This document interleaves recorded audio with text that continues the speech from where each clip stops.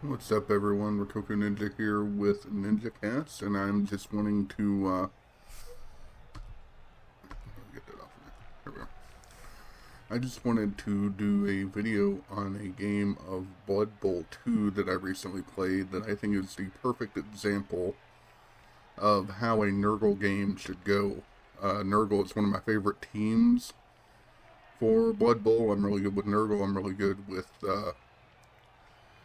where's my monster? Oh, there he is.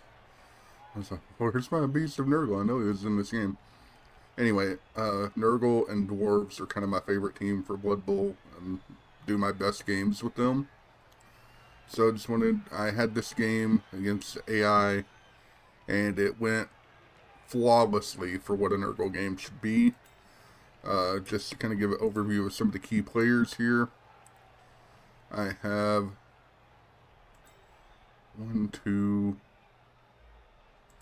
I have 3 Pestigores. At the end of this game, I was able to buy my 4th Pestigore. I have my 4 warriors, and one of them, if I can find him, this one right here hasn't leveled up yet to get blocked, but the other 3 have block. I have, I believe, 2 Rotters that both have claw. Maybe I only have 1. No, there it is. I have 2 Rotters that have leveled up and gotten claw. And then I have my main Pestigore, which has kick, or kick off return maybe, and two arms. He's my ball handler. So we'll go ahead and let this play a little bit. And the key thing about playing Nurgle that I have found personally is that their entire strategy focuses on being just an absolute asshole to the other team. They make elves cry frequently because the elves are not able to do their little dodgy bullshit. They can also make the stunties cry as well. Specifically because they do tend to mess up teams that have a lot of dodge in them. Now, their obvious weakness is the fact that they are slow as frozen shit. Like, they are really slow. It's really easy for them to be just outran. So if the ball carrier ever gets far enough away from your team to where when you're starting off, you typically only have 1 Pestigore. Once you get multiple Pestigores, you can kind of do what I'm doing here, which keep them in the backfield and use them because they have they have horns, so they get the +1 to strength when they blitz anyways. So first off, as we're getting into the game, I start off by getting the extra team reroll, which really helps. And that's another thing. I start off with, at this point, I think I still have 2 rerolls. I end up with 3 by the end of it. Nurgle rerolls are really expensive. And as you can see, I've got a good screen going. Another reason that this team makes elves cry is because the disturbing presence, which keeps them from passing the ball as much. The tentacles on this, if I can get this Nurgle warrior up by them, they can't dodge out very easily at all. It kind of frustrates Bashy teams as well. Because Bashy teams don't have very good ball handling to begin with. But each one of my Nurgle warriors and my Beast of Nurgle have disturbing presence, I think it's called. Foul appearance. So in order to even throw a block at one of these guys, you have to roll to see if your character will even touch them. And that helps quite a bit. As you can see, I've started off really strong with a really stupid roll on my Beast of Nurgle. But that doesn't do much because I'm able to get in here and hit an elf to get the turnover, and I'm able to tag all of these guys. And typically what you want to do as Nurgle is you want to have strong sides, get all this tagged, and you want to force them in the middle towards your Beast of Nurgle. You want to funnel as much as you can around that guy. And then you just, kind of like a claw, you will close it in and then force them to play the middle. You want to get them all gathered up around this guy, because this guy just really likes hugs. What he really wants to do more than anything else is to hug an elf. So as you can see, I got a double bad roll over here on my claw rotter. But it's fine because it doesn't look like they're going to capitalize to the right, which is kind of stupid on their part since this was my weaker flank. But instead they're going to try to go over here to the left. So he's them getting some blitz actions on my Pestigore here. But it's fine because he's between two of his bros and they can totally blitz these guys if they need to. They're doing the little dodgy stuff here. The really big disadvantage to this guy right here is the really stupid, which makes him lose his tackle zones. But as you can see, now I have him, every square around him is tentacled. So they can't hardly dodge out from it. I think I also have mighty blows on him, so when I do actually get to hit with him, I hit really hard. And get some injuries, which is allowing him to level up as well. But now, because I have tentacles every square around him, these elves are frozen in place. Because they have to roll to get out of the tentacles, which is versus his strength. You see, their strength 3, he has a strength of 5, so they're rolling against a 5 strength. That's before the dodge roll. They have good bonuses with the dodge roll, but to get to that dodge roll, they first have to come in and get past the tentacles. As you can see, I used my blitz with him to get him up into the thick of things, but now I've got these elves surrounded by my Pestigores, and they stay pretty much here in the backfield, keeping these two.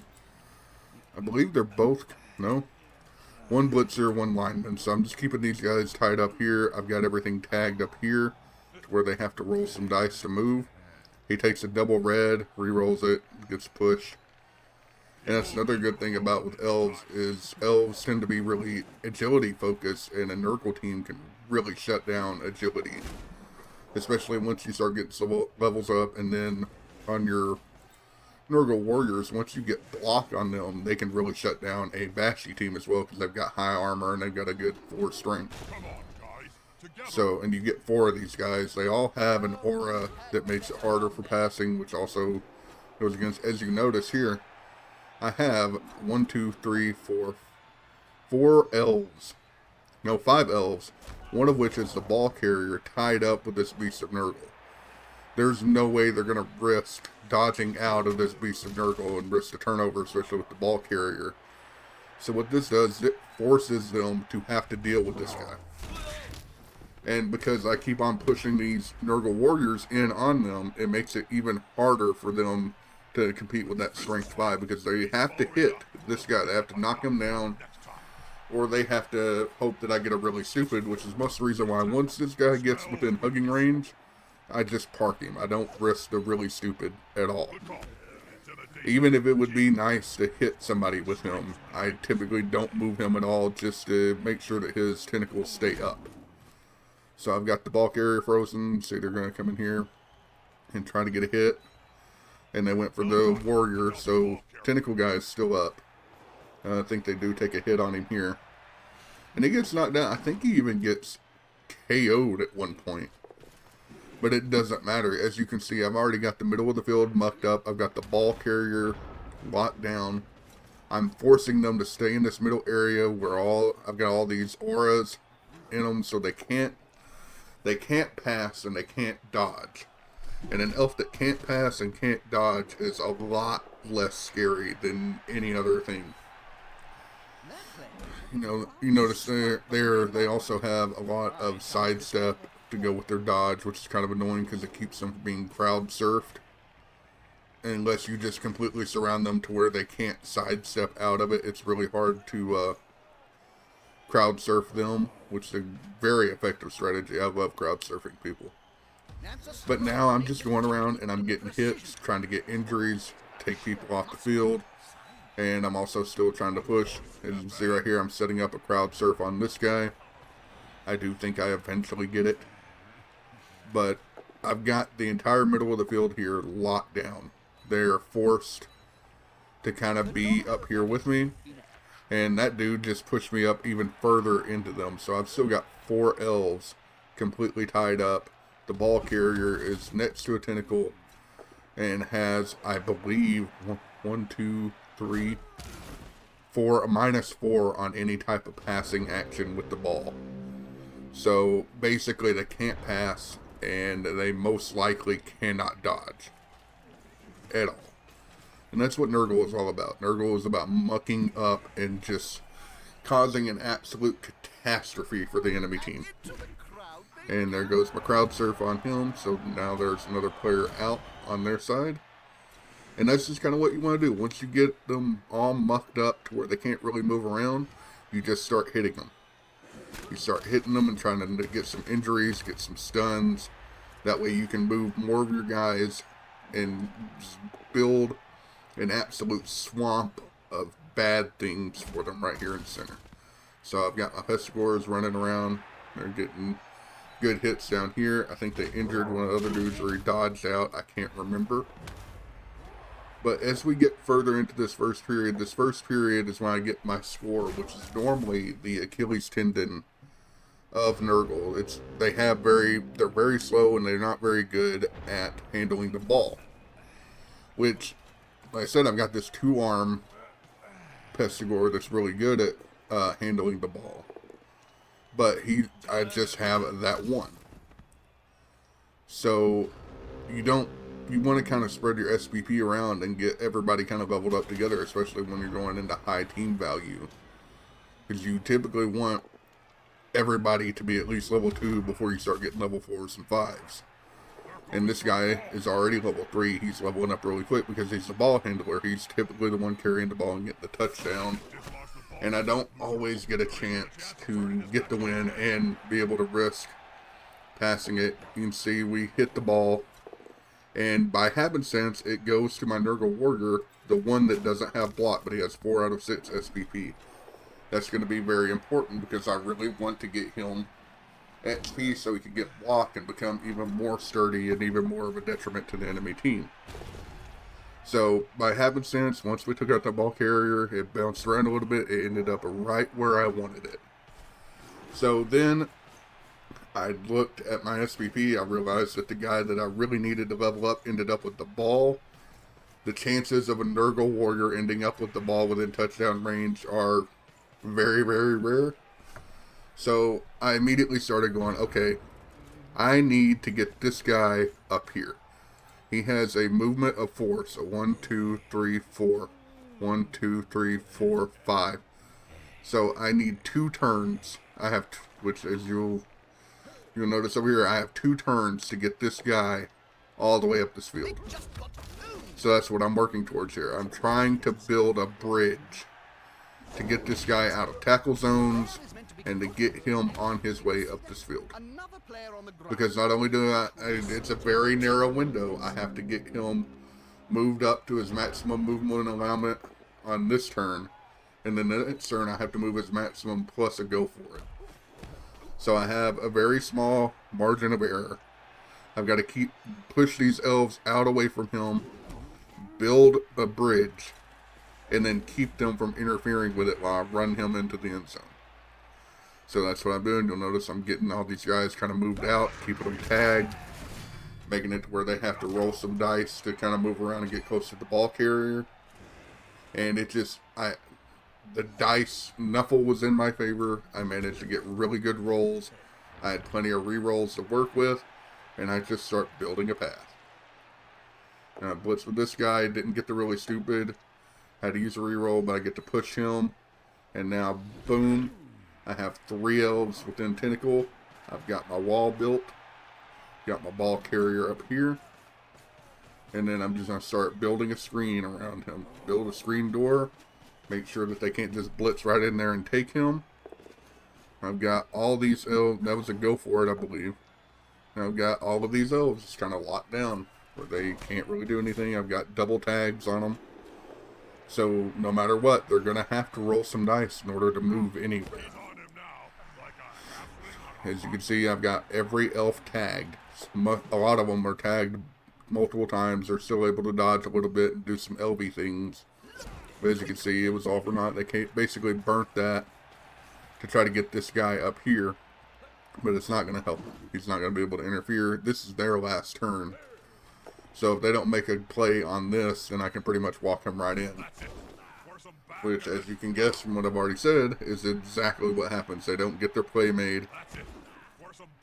They get this guy up here, thinking that that's going to stop me, but I get me a good down here. And then I get the blitz with this. I wanted to use a blitz first in case I needed to kind of keep them from interfering with this guy. But I got the KO. Move this Pestigore out of the way. And then here we go.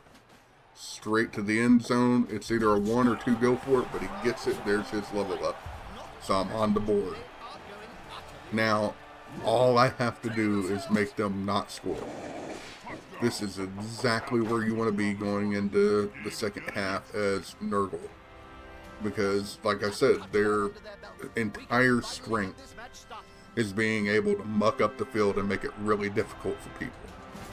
So what I do for the second half is maximum asshole. I'm not worried about really getting any more SPP because I've just got the level up that I needed. Everything at this point is icing on the cake. All I have to do is make sure that they do not score. And since the first round they got to be on the offense, as I kicked to them, this time they have to kick the ball to me, which works exactly to my advantage. Because now they have to kick me the ball. In order to just tie, they have to take that ball away from me and score with it. So literally, my only goal is to make sure that they do not score. We get some extra rerolls. Kickoff return is the other skill that I have, so he's able to move right under the ball. And then boom, planted right behind the tentacle monster. So now they're going to have to deal with him to get to him, most likely. And even if they get to him, the odds of them getting away from this guy right here are very, very slim. So I'm taking no risk. First thing I'm doing is coming up here and building a screen. I'm reinforcing the sides with some big guys. Getting me some zombies up here to... I've got a full cage. Again, reinforce the sides. And now we start hitting people. And you'll notice I keep on pushing them away, but staying in formation. I have essentially a perfect cage. Because even if they dodge in here to get next to the ball carrier, now they're stuck. Because they've got this big guy right here with his tentacles. So my only weakness is puts them right in next to my strength. And you'll see they kind of burn this turn. They're not really sure what to do. Because I've built a really hard cage to penetrate. And that's what all 8 of the turns of second half are. It's just me keeping this cage alive. And like I said, they essentially just burnt this turn. They go on this blitz, they get a hit, but it's all for naught because it puts a guy right next to the ball carrier, but I'm able to blitz right back and push him out. Not just push him out, but now he's right back in between 2 of my dudes. I've got my Nurgle warrior, or my zombie hitting somebody right there. And now the cage, oh, I start fouling as well. I believe I get 2 of my players sent off from fouling, but I'm constantly just trying to clear the board, have less elves that I have to worry about. They're at 1, 2, 3, 4, 5, 6, 7, 8. So they're 8 against 1, 2, 3, 4, 5, 6, 7, 8, 9, 10. They're down 3. I'm down 1. So I'm not entirely sure how I'm down 1. Unless I'm miscounting. 3, 4, 5, 6, 7, 8, 9, 10, 11. Oh no, I'm not down. They are down 3. So yeah, that makes sense. And I've even got a bench here. So, at nothing else, I have extras because I killed some players in the previous game. So, here they go again. They're trying to push into this cage. They managed to get somebody next to the ball carrier. But it doesn't work because I push them right back out. They try to sidestep this guy in, but he's now surrounded and stunned. So, here we go. Going for the foul. He gets sent off. That's, ironically enough, the Nurgle warrior that just got his level up. But as you can see, the elf is still stunned. He's deep in enemy territory. That blocks off another square that they could possibly come in through with his body. So he's, for this turn, he's not a threat at all. You see them lining up here, trying to bust through this wall. They're trying to bust it in and collapse in on me from this flank, but they can't do it. They killed a rotter. I believe he regenerates immediately. Does he? No, he's dead. It doesn't matter. He's a rotter. Rotters are completely dispensable. I do think, however, yeah, he was one of my claw zombies as well. But again, no problem. Rotters are completely disposable. I never get attached to them, and you shouldn't either. So we just go through here, and they're pushing into this cage, but I'm pushing them right back out. And again, going for the foul. Another claw zombie, which props to this elf, because I've fouled out 2 players and still not gotten an injury roll on him, which kind of sucks. But again, my cage is still standing. I still outnumber them, so it's still they still have a long ways to go if they're going to get into this cage. And I re-stunned this guy, so he's still blocking that square. He's still out for this turn. And they have another one stunned up here, so I even further outnumber them at this point. Another thing that really kills them, especially with this cage setup, is they get 1 blitz. And I'm pretty sure every blitz that they try just doesn't get them anywhere. Again, they force their way into the cage, and then immediately, here they go. Getting pushed out. The cage is reinforced over here, so I'm able to move this guy out, get a blitz, hit him. Of course, he's dodging, but I'm not following, and that makes it harder for them to blitz in right here. I take a hit there, and again, they're dodgy, so I'm not really getting any downs, but I don't have to. But I go ahead and move the Beast of Nurgle up, because now these 3 elves are rooted. And I shift my cage over to the left just a little bit, just to double up on it, you know? There's no such thing as a cage that's too strong. You can always make it a little bit stronger, a little bit better positioned, and this also keeps this elf from being able to blitz up on the ball carrier because he was about to come unstunned. So now they're trying to reposition again. I have 3 of them rooted, and they managed to blitz in, but they still got this guy in front, in between them and the ball carrier. Dodge around to reposition again. They're going to try to go for my Beast of Nurgle, which they get it down on. It's fine. He gets right back up. And now he's got this elf, and this elf tied down. And now this elf. So he has, again, 4 elves tied up with his tentacles. This is all fine. It's all part of the plan.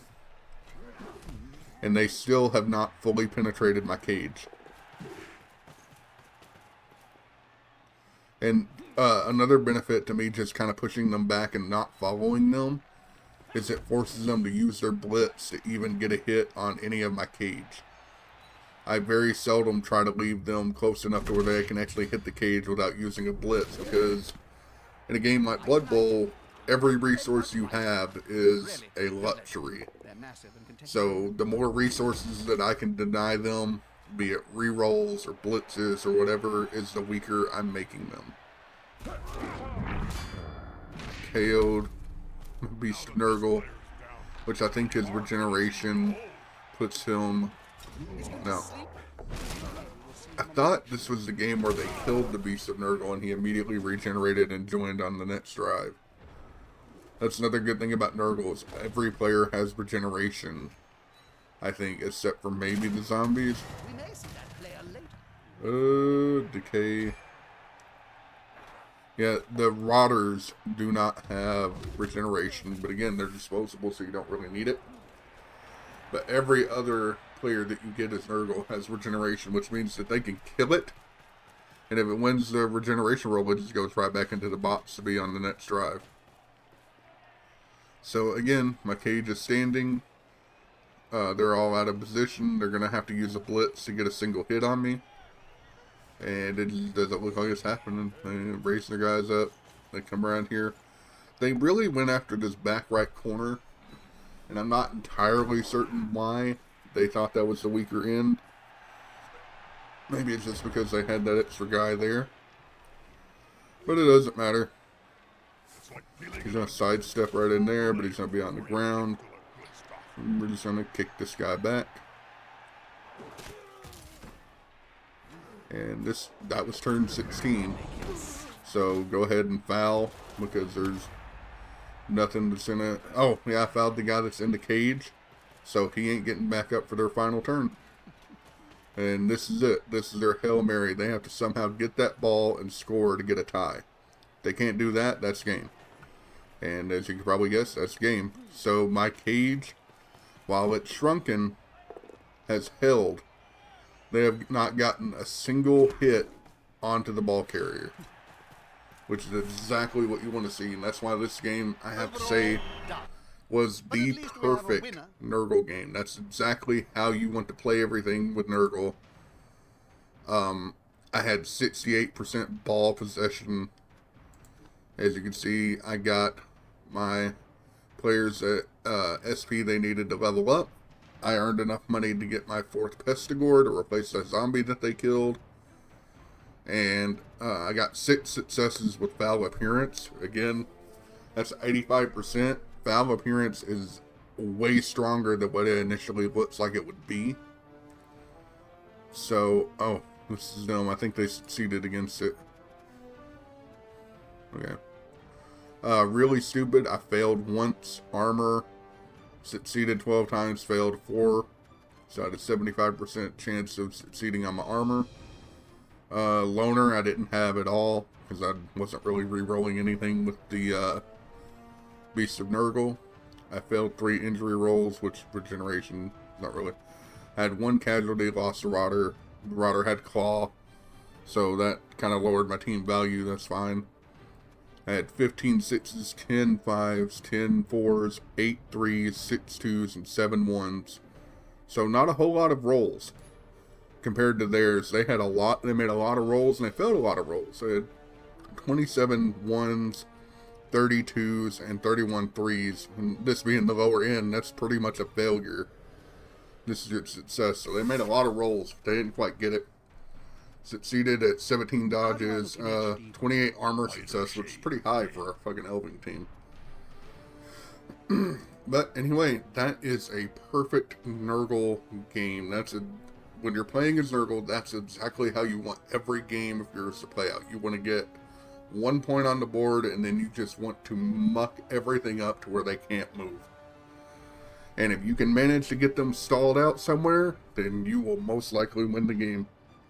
Most of the problems I have as Nurgle is actually getting that 1 point on the board, because they are so slow and bad at ball handling, so they can get kind of overwhelmed and outrun really easily. But, you know, sometimes like that, if you can knock down enough of their players and everything, it doesn't matter how slow you are. You can just walk it to the infield if you clear enough off the board. Anyway, that's Rokoku Ninja. Let me know if you want to see more content from Blood Bowl. I've just finished the season that this game was taking place. I'm 9-0, I believe. I'm pretty sure I won every game in the season. This team is a lot more dangerous now. I have 2 Pestigores that I got a double on for their level up, so they now have dodge, which makes them candidates to get block and dodge. And then I think I'm gonna also put Claw and Mighty Blow on them and use them as blitzers. But yeah, things are looking up. All my Nurgle warriors ended up with block, and that saved my ass a lot in the games that followed this. If you have any questions, I'm no expert at Blood Bowl. I'm only just now getting to where I feel like I'm competent at playing and consistently winning. But definitely, if you have any questions about Nurgle or Dwarves, I could probably answer that, because those are my 2 favorite teams. Anyway, this is Rokoku Ninja, signing off.